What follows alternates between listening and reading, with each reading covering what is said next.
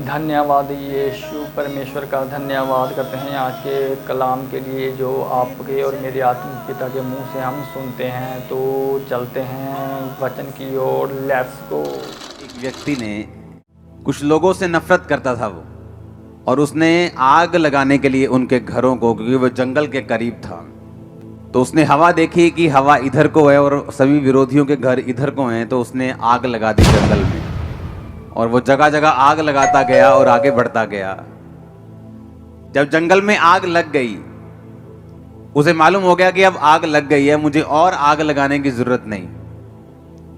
अगर मैं और आग लगाऊंगा तो खुद जल सकता हूं। तो वो चुप करके बैठ गया और देखने लगा। जब किसी ने पूछा तो अब आग क्यों नहीं लगा रहा, क्योंकि उसे मालूम था अब वो आग लगा चुका है और अब आग अपने आप फैलती जाएगी। जैसे जैसे हवा इधर को है तो आग लगती जाएगी।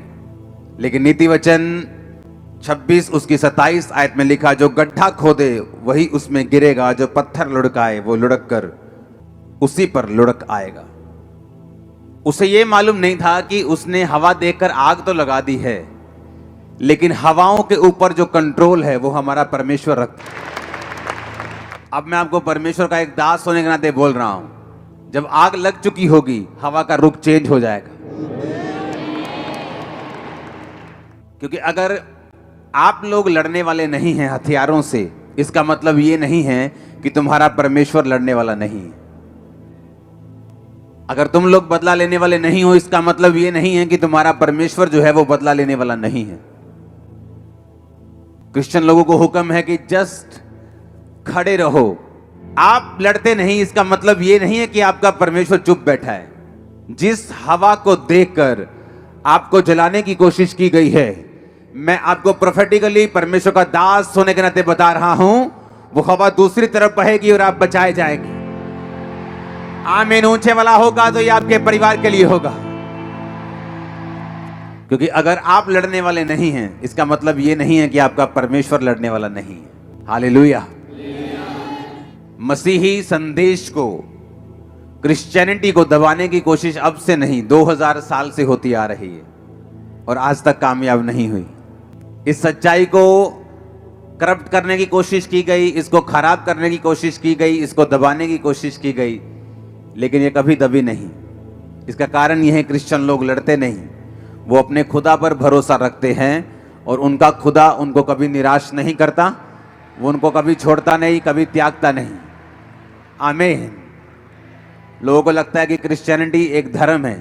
बाइबल कहती है कि एक भी जगह पर ईसाई धर्म का जिक्र तक, शब्द तक बाइबल में नहीं है। क्रिश्चियनिटी एक धर्म नहीं, ये एक सच्चाई है, एक धार्मिकता है, ये परमेश्वर के साथ संबंध है। इसे कोई शैतान की ताकत ना रोक पाई थी, ना है, ना कभी रोक पाएगी। जो कुछ भी हो रहा है आप लोगों की भलाई के लिए हो रहा है, सुसमाचार को फैलाने के लिए हो रहा है, आपके विश्वास को स्ट्रॉन्ग करने के लिए हो रहा है। अगर आप बादलों को देख रहे हैं जो आपके सामने मौजूद है, एक आंधी के, एक तूफान के, एक बारिश के रूप में, यीशु मसीह के नाम में वो टाइम आने वाला है जब पूरी तरह से मौसम साफ होने वाला है और आप आगे बढ़ने वाले हैं। आमीन ऊंचा, तो ये बरकत आपकी है। हर एक चीज का बाइबल कहती है एक समय है।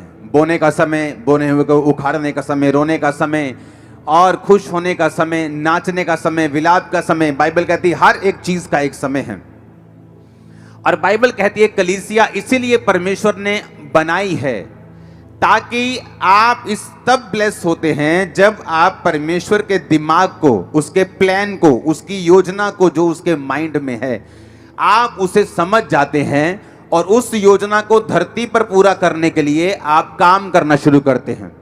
जिस तरह से एक व्यक्ति जो नशे में हो सकता है और परमेश्वर का आत्मा अगर आप उसके साथ संबंध में हैं, हो सकता है वो आपको उस व्यक्ति के लिए प्रार्थना करने के लिए बोले, उसके साथ वचन शेयर करने के लिए बोले, और वो व्यक्ति जब आपकी प्रार्थना और वचन के शेयर करने के कारण बचाया जाएगा, तो इसका मतलब आपने परमेश्वर की मर्जी को पूरा किया। जब चेलों ने कहा कि जिस तरह यूहन्ना ने अपने चेलों को प्रार्थना करना सिखाया, प्रभु यीशु हमें भी प्रार्थना करना सिखा, तो परमेश्वर ने कहा था तुम इस तरह से प्रार्थना करना कि हे पिता, तू जो आसमान में है तेरा नाम पाक माना जाए, जिस तरह तेरी मर्जी आसमान में पूरी होती है धरती पर उतरा राज आए। कौन सी मर्जी की परमेश्वर बात कर रहा है? वो मर्जी जो परमेश्वर के दिमाग में है। और किस तरह से वो धरती पर पूरी होगी? बाइबल कहती है, परमेश्वर के आत्मिक नियमों की किताब में से ये नियम है कि परमेश्वर धरती के ऊपर कोई भी काम जो है वो अपने आप नहीं करता। बाइबल कहती है वो कर सकता है, लेकिन आप लोगों को सहभागिता में बनाने का उसका कारण ये था कि आप लोग परमेश्वर के द्वारा ठहराए हुए कामों को करेंगे और इसी के जरिए ये एक लैडर बन जाएगी, एक कांटेक्ट बन जाएगा कि पीछे लाइट है, आगे बल्ब भी लगा हुआ है, लेकिन जब कनेक्शन ही नहीं है लाइट से बल्ब की ओर, वो इलेक्ट्रिसिटी फ्लो नहीं कर रही, तो लाखों रुपए का बल्ब और पीछे हजारों वोल्ट की रोशनी किसी काम की नहीं। उसी तरह परमेश्वर जो हजारों लाखों करोड़ों और बेहिसाब वोल्ट की जो पावर है और आप एक बल्ब के समान, रोशनी के समान बाइबल कहती है बुलाए गए हैं, लेकिन जब कनेक्शन आप में और परमेश्वर में नहीं है, आप रोशनी नहीं दे सकते, लोगों को रास्ता नहीं दिखा सकते, परमेश्वर के द्वारा बनाए गए मकसद को भी आप पूरा नहीं कर सकते। बाइबल कहती है जब परमेश्वर आपको बुलाता है तो उसका एक मकसद है आपकी लाइफ के लिए। अब आपको उस मकसद को समझना है जो परमेश्वर के दिल में है आप लोगों के लिए, और जैसे ही आप उस मकसद को समझ के काम करना शुरू कर देंगे, वो इलेक्ट्रिसिटी का फ्लो होगा, आप चमकने लगेंगे, आपकी पर्सनल लाइफ भी ब्लेस होने लगेगी। इसी तरह से मैं ब्लेस हुआ हूं, जिस तरह से अब आप ब्लेस होने वाले हैं। आमीन ऊंचा तो ये आपके परिवारों तक जा रहा है इसका असर।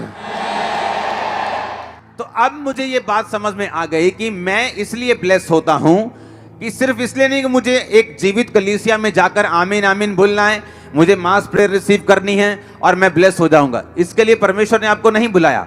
वो मास प्रेयर आपके छुटकारे के लिए है, वो आपको आगे बढ़ाने के लिए है, वो आपको परमेश्वर का असली मकसद दिखाने के लिए है। जब